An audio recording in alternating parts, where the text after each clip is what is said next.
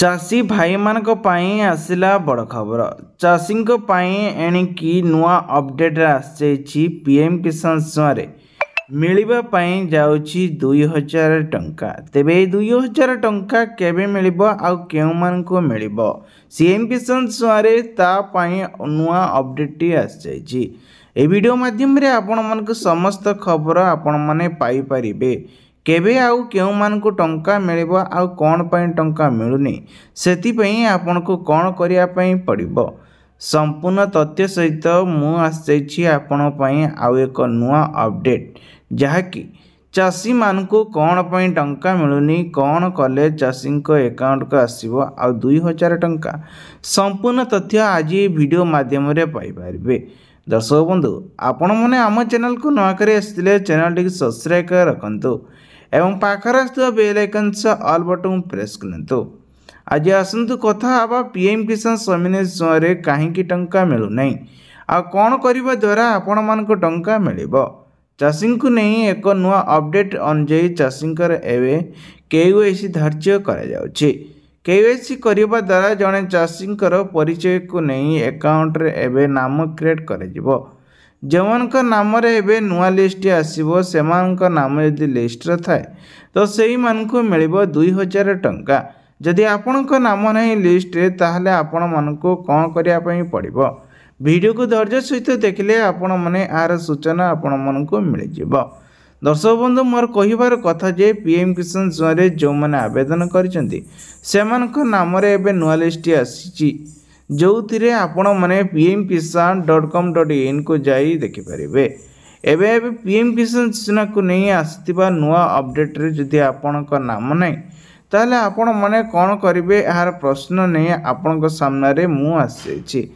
मोर कहिबा कथा हला जे कि पीएम किसान रे एबे आपणक नाम यदि नाही ताले सर्वप्रथमे आपणकर पीएम किसान स्टेटस को चेक करंतु एवं पीएम किसान स्टेटस चेक करिबा द्वारा आपणकर नाम सेठी अछि कि नाही ए बाबद रे आपण माने रिपोर्ट करि परिबे।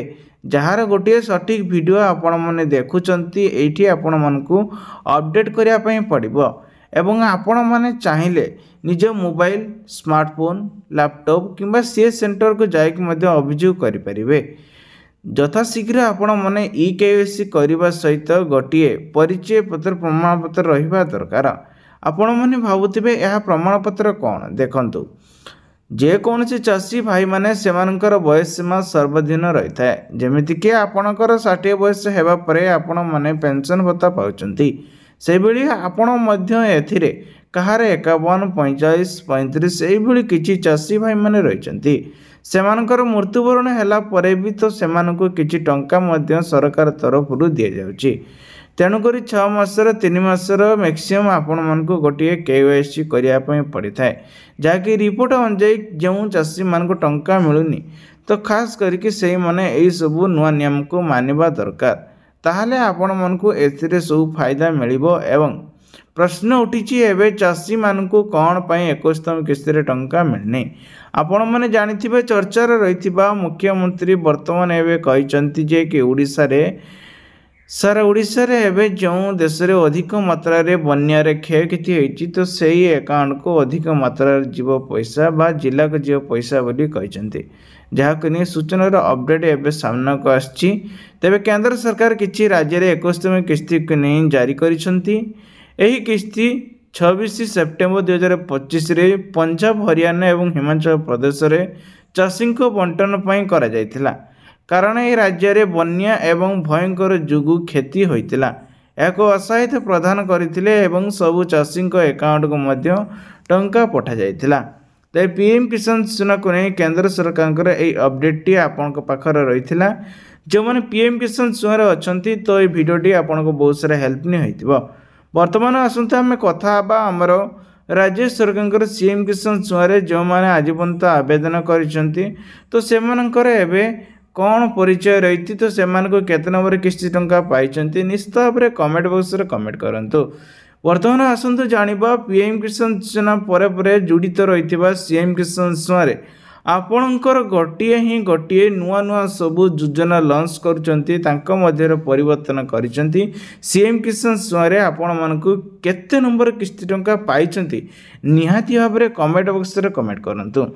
ଦର୍ଶକ ବନ୍ଧୁ, ସିଏମ୍ କିଷାନ ଯୋଜନାକୁ ନେଇ ସରକାର ତରଫରୁ ଆସିଥିବା ନୋଟିସ୍ ଅନୁଯାୟୀ ଏବେ ଆପଣ ମଧ୍ୟ ସେଥିରେ ନୂଆ ଆବେଦନ କରିପାରିବେ। ଯେହେତୁ ପିଏମ୍ କିଷାନ ସୁଆରେ ଏବେ ଅଫିସିଆଲ ସାଇଟ୍ ବନ୍ଦ ରହିଛି, ତ ଆପଣମାନେ ଚାହିଁଲେ ଏବେ ପିଏମ୍ କିଷାନ ଯୋଜନା ପରେ ଆପଣମାନେ ସିଏମ୍ କିଷାନ ଯୋଜନାରେ ଆବେଦନ କରିପାରିବେ। ଏଥିରେ କୌଣସି ପ୍ରକାର ଅସୁବିଧା ହେଉନାହିଁ। ବଟ୍ ଆପଣଙ୍କର କିଛି ଡକୁମେଣ୍ଟ ଥିବା ଦରକାର। ଏଥିରେ କ୍ଷୁଦ୍ର ଚାଷୀ, ନାମ ଚାଷୀ, ଭାଗୀ ଚାଷୀ, ଯେକୌଣସି ଚାଷୀ ଭାଇମାନେ ଅଛନ୍ତି, ତ ଏହି ଯୋଜନା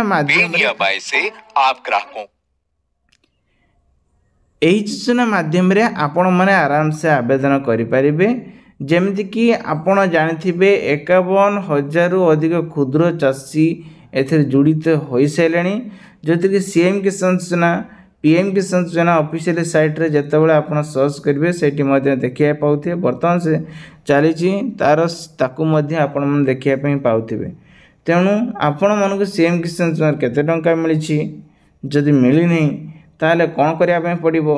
ସେମ୍ ପ୍ରୋସେସ୍ ଆପଣ ପିଏମ୍ କିଷାନ ଯୋଜନା ଯେଉଁଟା କରୁଛନ୍ତି, ସିଏମ୍ କିଷାନ ଯୋଜନା ସେଇଟା କରିବା ପାଇଁ ପଡ଼ିବ।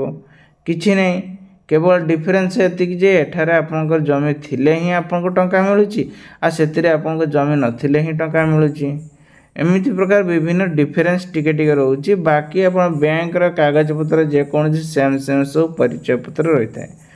ମୂଳ କଥା ହେଲା ଆପଣ ଯଦି ଆବେଦନ କରୁଛନ୍ତି ତାହେଲେ ଆପଣଙ୍କର କ'ଣ ଡକୁମେଣ୍ଟ ଲାଗିବ ଦେଖନ୍ତୁ। ଭେରି ଇମ୍ପୋର୍ଟାଣ୍ଟ, ଯେଉଁଟାକି ଆପଣଙ୍କର ବ୍ୟାଙ୍କ ଖାତାରେ ଗୋଟେ EKYC ହୋଇଥିବା ଦରକାର, ବା ସେଇଟା ଆପଣ ଡେବିଟ୍ ହେଇଥିବା ବା ଟ୍ରାଞ୍ଜାକ୍ସନ୍, ୱିଥଡ୍ରଲ୍, ଡିପୋଜିଟ୍ ସବୁକିଛି ହେଉଥିବା ଦରକାର। ତାହେଲେ ଯାଇକି ଆପଣ ସେଇ ଆକାଉଣ୍ଟକୁ ଦେଲେ ସେମାନେ ଆଧାର କାର୍ଡ଼ ଥ୍ରୁରେ ଆପଣଙ୍କ ଆକାଉଣ୍ଟକୁ ପଇସାଟା କ୍ରେଡ଼ିଟ୍ କରିବେ। ଯେତେ ଟଙ୍କା ଆପଣମାନଙ୍କର ବ୍ୟାଙ୍କରେ ସବୁ ଆସିବ ଗଭର୍ଣ୍ଣମେଣ୍ଟ ସ୍କିମ୍ରେ, ତ ସିଧାସଳଖ ବ୍ୟାଙ୍କ ଆକାଉଣ୍ଟକୁ ପଳାଇ ଆସିବ। ଇଏ ହେଲା ପ୍ରକୃତର ଚାଷୀ ଭାଇମାନଙ୍କର ଗୋଟେ ରୁଲ୍ ରେଗୁଲେସନ୍ ବା ନୂଆ ନିୟମ, ଆମେ ଯାହାକୁ କହୁଛେ ଫଣ୍ଡାମେଣ୍ଟାଲ କରିକି।